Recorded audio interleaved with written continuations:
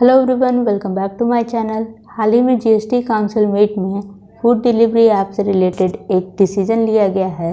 इस डिसीजन का food delivery app और रेस्टोरेंट पर क्या प्रभाव पड़ेगा, इसके साथ ही क्या इस डिसीजन के कारण कस्टमर के लिए ऑनलाइन खाना ऑर्डर करना महंगा हो जाएगा, इससे पूरी तरह से समझने के लिए इस वीडियो को पूरा देखें।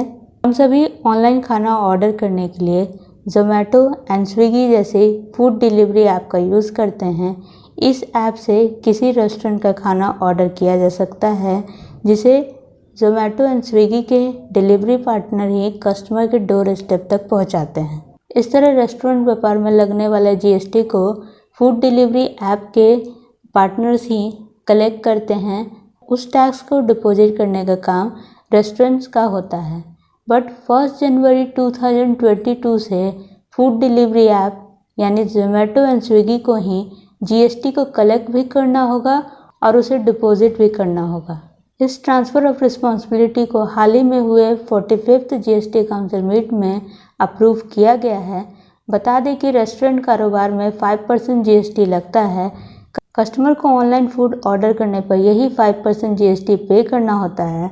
इस तरह ये साफ है कि जहां पहले इन पर केवल रेस्टोरेंट के बिहाफ में टैक्स को कलेक्ट करने की जिम्मेदारी थी, अब इन पर उस कलेक्ट किए गए टैक्स को रेस्टोरेंट के बिहाफ में ही गवर्नमेंट के पास जमा करने की जिम्मेदारी भी दी गई है।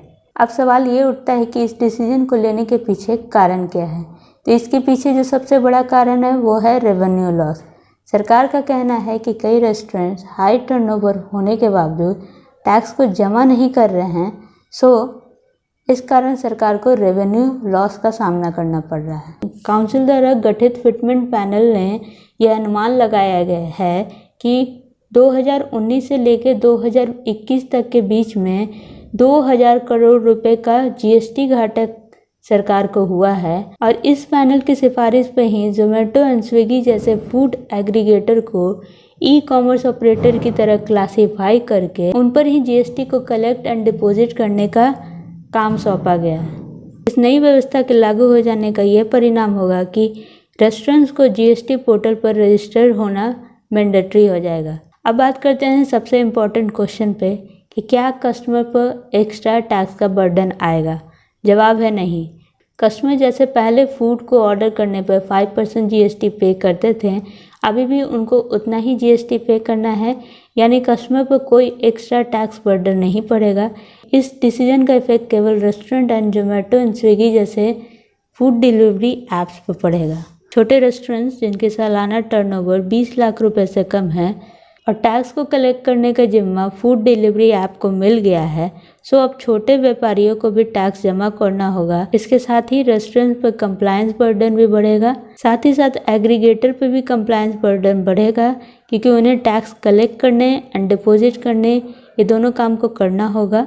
वैसे इस डिसीजन ने इनपुट टैक्स क्रेडिट पर असमंजस की स्थिति पैदा कर दी है, जिसे जल्दी ही क्लियरिफाई किया जाएगा। 45th जीएसटी काउंसिल मीट में इसके अलावा पेट्रोल एंड डीजल को जीएसटी के दायरे में लाने पर भी विचार किया गया, बट इस पर कोई आम सहमति नहीं बन पाई। कई महंगी दवाओं पर से जीएसटी को ख़त्म कर दिया गया। कोरोना की दवाओं जिन पे पहले 30 सितंबर 2021 तक जीएसटी से राहत मिली थी, अब उसे बढ़ाकर 31 दिसंबर 2021 कर दिया गया है। माल ढोने वाले वाहनों के नेशनल परमिट फी को भी जीएसटी के दायरे से बाहर कर दिया गया है। सभी तरह के पेन्स पर 18% जीएसटी को चार्ज किया गया है। बायोडीजल पर लगने वाले जीएसटी को घटाकर 5% कर दिया गया है। आई होप कि आपको क्लियर हो गया होगा कि इस जीएसटी काउंसिल की मीटिंग में फूड डिलीवरी ऐप से रिलेटेड जो भी डिसीजन लिए गए हैं उनका कस्टमर पर कोई इफेक्ट नहीं पड़ेगा, उन पर कोई एक्स्ट्रा टैक्स बर्डन नहीं पड़ेगा। जो भी इफेक्ट होगा वो restaurant and food delivery apps पर पड़ेगा। आज की वीडियो में बस इतना ही। Thanks for watching.